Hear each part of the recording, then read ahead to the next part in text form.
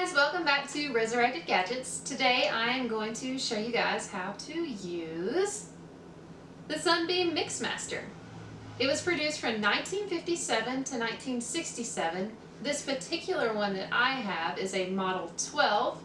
That means that it has 12 speeds. Model 11 was the previous design and it had 10 speeds. The Mixmaster came in 5 different colors: chrome, pink, white, yellow, and turquoise, which is a teal color. I have the pink version.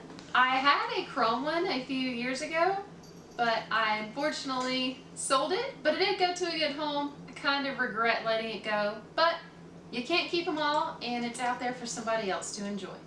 So this is the mixer in all of its prime and glory. This is one of my favorite vintage appliances that I have. I'll go over just a little bit of the features. If you turn this, it goes through all the different settings.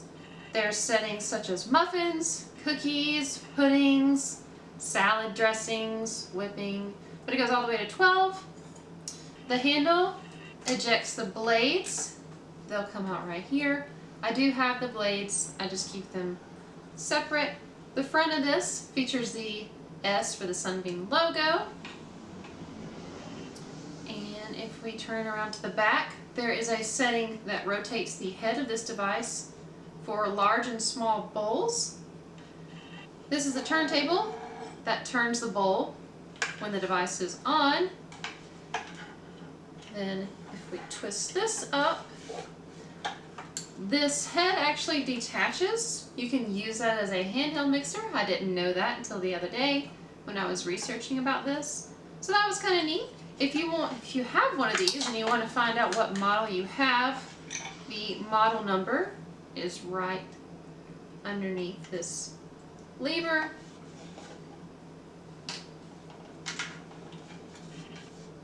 Making sure I didn't miss anything. Oh, and the back also features the logo as well. Well, now we're going to put this to use, and I'm going to show you guys how to make a cake. Now that we've got it back on the counter, we're going to insert the blades. The cool thing about these blades is back in the 1930s, these mixers were introduced, and they were the first of its kind to have interlocking blades. If you remember, during the 1930s, 1920s, that was the Great Depression, the wars was going on. These units sold thousands during that time, which is really impressive considering all that was going on back in the day. But it really did make life easier for people. So we're going to insert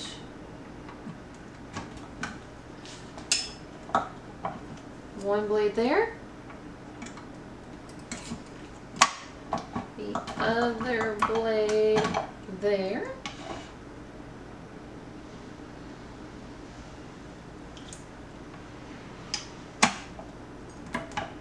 make sure they're still inserted, and now we can plug it up. If you notice, this cord has seen some better days. It's dry rotted and cracked, and some of the wires are showing through. It's definitely not in the best of shape, but it still works. Now I know this isn't the correct bowl for this. It originally came with 2 different size bowls, a small and a large bowl. I don't have either of those anymore, unfortunately, so we make do with this for now. But anytime I go to a thrift store, I do keep an eye out for those because they do pop up from time to time. I just haven't found one yet. Sunbeam started life in the 1890s as the Chicago Flexible Shaft Company. So I know that sounds a little weird, but they made mechanical farm implements, which is 180 degrees different than what we see today. In the early 20th century, they transitioned from making farm equipment into household appliances and rebranded their name into Sunbeam, which is what we know it as today. Whoops, I messed that up. All right, y'all don't laugh too hard at my cooking skills. I don't cook a lot of cakes and pastries and cookies. That is my favorite thing about this mixer. It comes out every Thanksgiving and Christmas, and I love using it I don't use it every day. It's usually just during the holidays or special times that I drag it out and make cakes with it.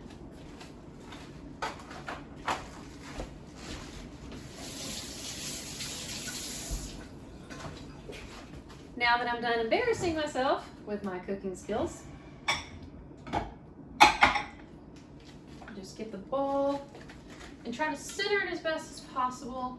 Right now I have the setting on small. We're gonna put it down and see. Turn it on really slow. So that's on a 1.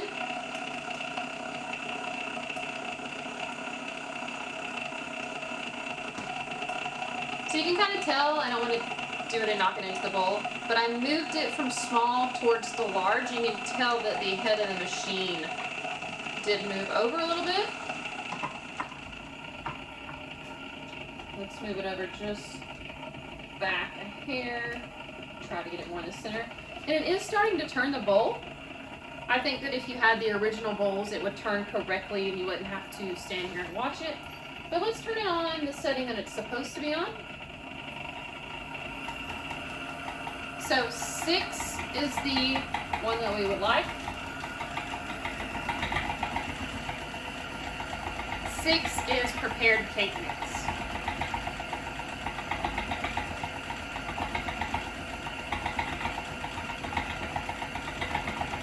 It's doing a fabulous job so far.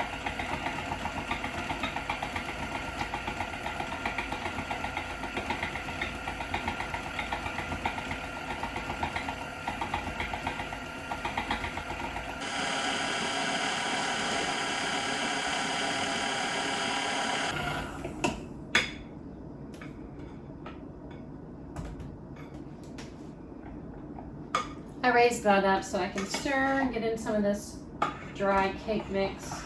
Mix it in the center.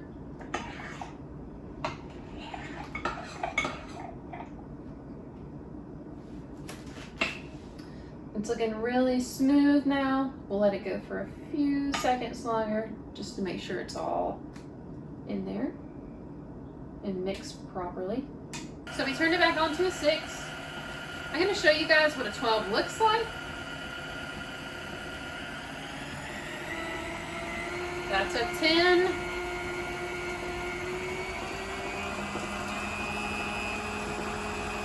And that's a 12.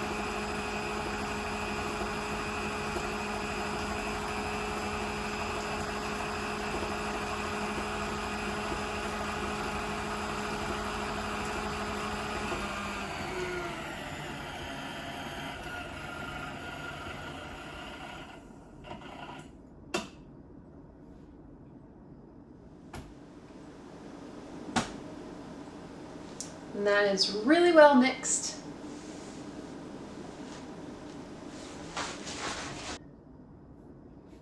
So I picked this mixer up at a thrift store 2 or 3 years ago.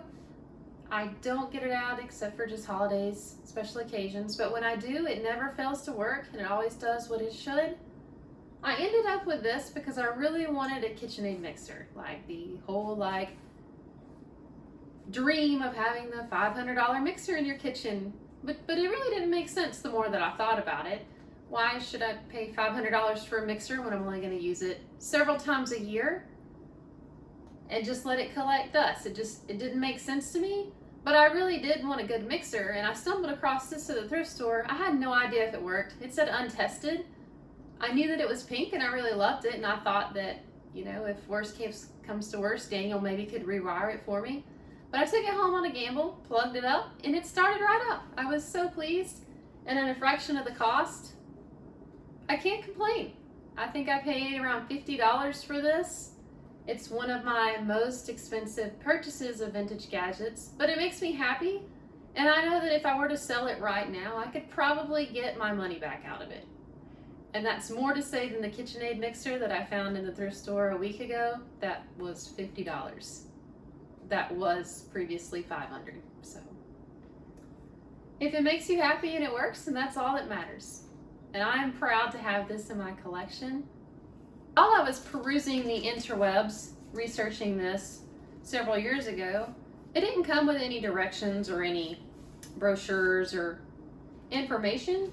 I found this on eBay though, and I purchased it. How to get the most out of your Sunbeam Mixmaster. I didn't realize it until I purchased this, that there's so many different attachments that goes on to this. There's general information, how to care for your device, even recipes in there. It shows how to use all the attachments, what they are, what they do. It even shows other products that Sunbeam makes, like waffle makers and toasters, irons, even a coffee maker that looks similar to the video that I just did. There was even a price list that was included. One of the most expensive objects on here was an automatic coffee maker for $24. And accounting for today's time compared to back then's time, I would estimate that this device was probably somewhere in the $20 range, which is a good bit of money back in the day. I paid $50 for mine. I searched on eBay to see sold listings, and they range anywhere from $30 to $100, just depending on what color it is, what attachments come with it, if the bowl comes with it, and if it's working. But an average price, if you want to pick up one of these in fairly decent working condition, is probably $40. It's not bad. It's definitely a neat piece to add to your kitchen collection. So to remove the beaters, you take your hand and put it on the flat handle, and you slide it away from this piece, and it creates a gap right there, which makes it easy to pull the beaters out. So there's one, and there is the second one. Unfortunately, I don't have any more attachments, or I would show you guys other things this can do, but for right now, this is it on the Sunbeam Mixmaster video. Thank you guys for watching. Please like, subscribe, comment, show me some love. Also, if you feel inclined, go check out our other channel, Resurrected Garage. That one is more centered on all the cars and vehicles that we bring back to life.